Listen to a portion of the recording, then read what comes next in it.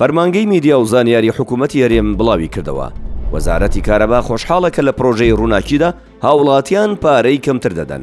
خشتەی یەکەمیش کە بڵاوی کردەوە بەم شێوەیە.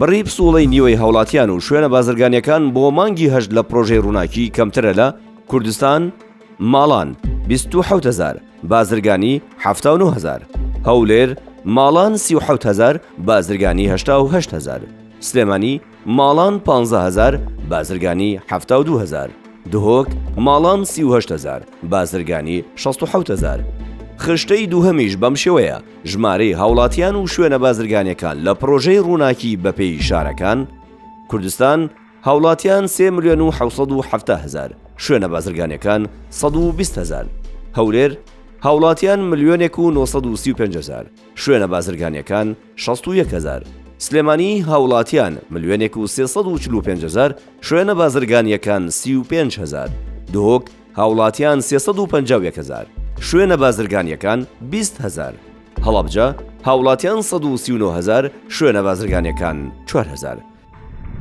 تاوەکو ئەمڕۆ نزیکەی 4 ملیۆن هاوڵاتی کە دەکاتە زیاتر لە 150 هاوڵاتیانی کوردستان کارەبای 24 کاتژمێریان بۆ دابین کراوە لە ڕێگەی پرۆژەی ڕووناکی.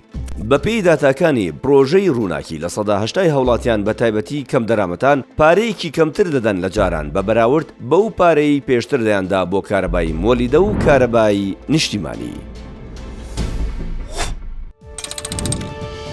قسەی کۆتایی ڤار دەیکات.